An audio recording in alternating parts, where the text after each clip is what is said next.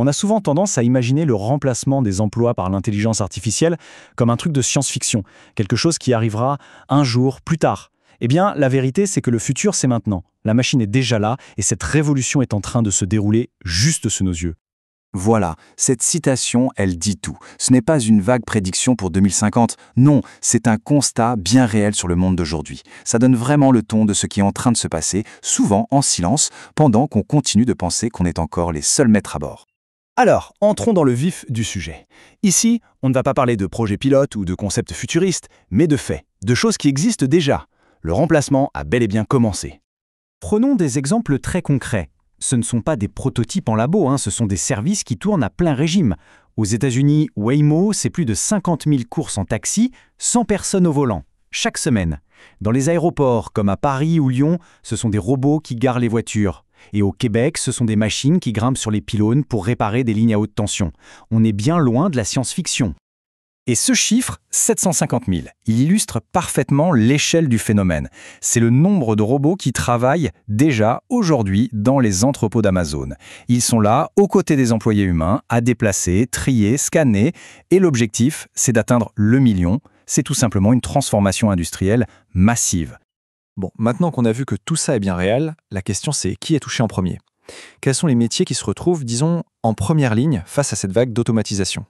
On parle ici de postes qui sont souvent rythmés par des tâches assez physiques, répétitives. Et là, la technologie avance à une vitesse folle. Les véhicules autonomes qui menacent les chauffeurs, les caisses automatiques dans les supermarchés, les bras robotisés dans les usines ou même dans les fast-foods. L'efficacité est juste redoutable. Mais attention, l'erreur serait de croire que ça ne concerne que l'école bleue, le travail manuel. Pas du tout. La révolution, elle frappe aussi à la porte des bureaux. Et là, beaucoup se pensaient totalement à l'abri. Là, on touche à des professions qui demandent des années d'études, un savoir-faire qu'on croyait exclusivement humain. Et pourtant, des logiciels de compta automatisent presque tout, des IA écrivent des articles de presse, elles analysent des documents juridiques complexes ou des images médicales, parfois même avec une précision supérieure à celle d'un expert. Cette phrase, elle est extrêmement forte. C'est un expert humain, un cancérologue reconnu, qui admet qu'une machine est capable, en quelques secondes, de poser des diagnostics d'une complexité folle, là où lui mettrait beaucoup plus de temps. Ça montre bien que l'IA s'infiltre vraiment partout, même au plus haut niveau d'expertise. Et ce n'est que le début. Le changement, il n'est pas graduel, il est exponentiel. Selon le patron de Nvidia, d'ici 10 ans à peine, l'IA sera 1 million de fois plus performante qu'aujourd'hui. 1 million de fois. C'est un chiffre qui donne le vertige, c'est presque impossible à se représenter concrètement. Bon, face à tout ça, face à cette ampleur, on en arrive forcément à la question fondamentale, peut-être la plus importante de toutes. Quelle est notre place, à nous, les humains, dans ce nouveau monde qui se dessine? C'est vraiment le point de bascule. La question nous force à réfléchir au-delà de notre simple rôle de travailleur ou de producteur.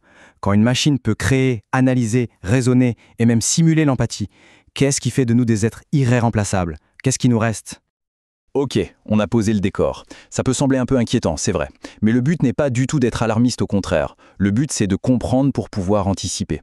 Parce que l'avenir, il appartiendra à ceux qui sauront s'adapter et se réinventer. La clé, ce n'est pas d'essayer de rivaliser avec l'IA sur son propre terrain, c'est une bataille perdue d'avance. La clé, c'est de s'adapter intelligemment. D'abord, identifier les compétences qu'on a déjà et voir où elles peuvent servir ailleurs. Ensuite, bien sûr, en apprendre de nouvelles, comprendre comment cette technologie fonctionne, puis explorer les nouveaux secteurs qui émergent, comme l'éthique de l'IA par exemple. Et enfin, et c'est crucial, préparer les plus jeunes à ce monde de demain.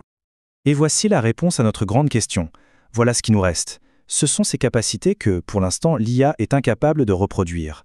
La vraie créativité, la pensée critique, l'empathie sincère, la collaboration nuancée, toute la complexité des relations humaines. C'est ça qui devient notre atout le plus précieux. C'est là que se trouve notre plus grande valeur. Et pour finir, il faut vraiment retenir cette idée car elle résume tout. La véritable menace, ce n'est pas la technologie en elle-même, c'est de refuser de s'y adapter. L'avenir appartient à celles et ceux qui vont apprendre à maîtriser ces nouveaux outils pour devenir meilleurs, plus efficaces, plus créatifs. La question n'est plus si ça va arriver, mais comment. Comment l'humanité va-t-elle se servir de ces outils pour construire le monde de demain